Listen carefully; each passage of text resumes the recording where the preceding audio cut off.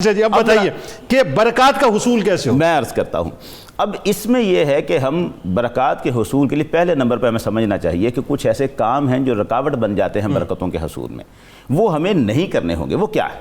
میں عرض کرتا ہوں پہلے نمبر پر تو یہ کہ لوگوں کو شب برات کی فضیلت سے روک دینا، یہ بھی ایک ایسا جرم ہے کہ نہ خود فائدہ اٹھاتے ہیں نہ دوسروں کو اٹھانے دیتے ہیں۔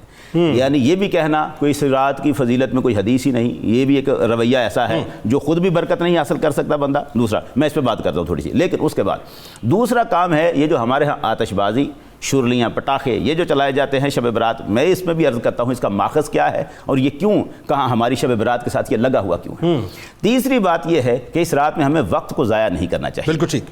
یہ جو تین کام ہے، اب تھوڑا سا اس میں پہلا جو کام ہے کہ یہ جو دوسروں کو بتایا جاتا ہے کہ اس رات کی کوئی فضیلت ہی نہیں ہے، تو میں عرض کرتا ہوں یہ حدیث مبارک سلسلۃ الاحادیث الصحیحہ میں 1144 نمبر پہ علامہ ناصر الدین البانی نے اس کو صحیح قرار دیا، جو کہ علماء جرح و تعدیل میں ایک نام رکھتے ہیں، عرب دنیا میں ممتاز مانے جاتے ہیں۔ ٹھیک۔ علامہ ناصر الدین البانی یطلع اللہ تبارک و تعالی الی خلقہ لیلۃ النصف من شعبان فیغفر لجمیع خلقہ الا لمشرک او مشاہن۔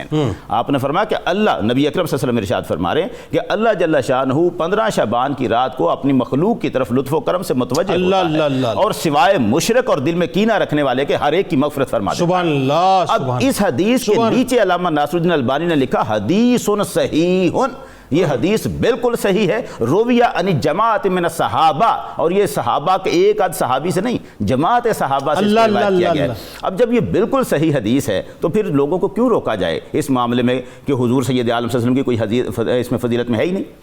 بالکل ہے۔ پہلی بات تو یہ۔ اب دوسری بات یہ ہے کہ اس میں ہمارے جو بچوں کو ہم نے سکھا دیا ہے کہ نیا رواج، اور ان کو نہیں روکا جا رہا، بڑے پاس کھڑے ہو کے تماشا دیکھتے ہیں، یہ ان کے لیے زیادہ میسج ہے۔ بچوں کو آج اگر ہم بتا دیں نا بیٹا یہ ہندوؤں کا طریقہ کار ہے، وہ چھوڑ دیتے ہیں، لیکن ہمارا بڑا ان کو بتانے کو تیار نہیں ہے کہ یہ ہندوؤں کا طریقہ ہے۔ قرآن مجید میں سورہ انفال کی آیت نمبر 35 میں اللہ تعالیٰ نے کافروں کا ایک طریقہ بتایا تھا، وَمَا كَانَ صَلَاتُهُمْ عِندَ الْبَيْتِ إِلَّا مُقَامًا وَتَصْدِيًّا۔ فرمایا ان لوگوں کی نماز، کافروں کی نماز کیا تھی؟ صرف یہ کہ بیت اللہ شریف کے پاس کھڑے ہو کر سیٹیاں اور تالیاں بجانا۔ یعنی یہ تھا کہ لوگ جو عبادت کر رہے ہیں ان کی عبادت میں ان کو ڈسٹرب کرنے کے لیے یہ طریقہ کار اختیار کیا جاتا تھا کہ وہاں کھڑے ہو کے تالیاں بجائی جاتی، سیٹیاں بجائی جاتی، آوازیں پیدا کی جاتی۔ یہی وہ کام تھا جو ہندوستان میں، آج تو ہمارے لوگ کئی کہتے ہیں پاکستان بنا کے پتہ نہیں قائد اعظم نے کیا جرم کر دیا، لیکن جتنا بڑا احسان ہے قائد اعظم کا کہ وہ ہمیں وہاں سے نکال کے وہاں جہاں مندروں کی ٹن ٹن کی آواز بھی آتی تھی وہیں پر پٹاخے اور آتش بازیاں چلائی جاتی تھی، ان کی شب برات کی عبادت کو ضائع کیا جائے۔ ایک کام یہ ہوا۔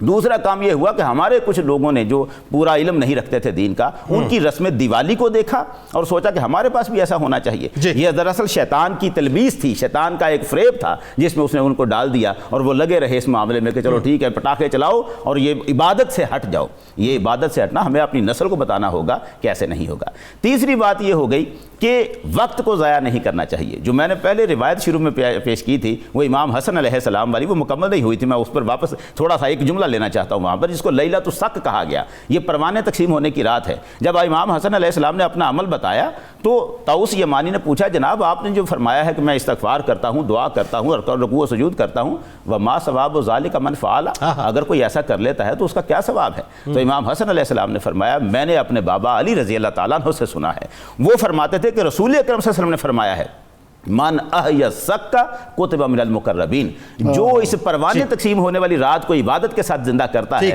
اللہ تعالیٰ اسے مقربین میں اپنا درج فرما لیتا ہے۔ بالکل ٹھیک۔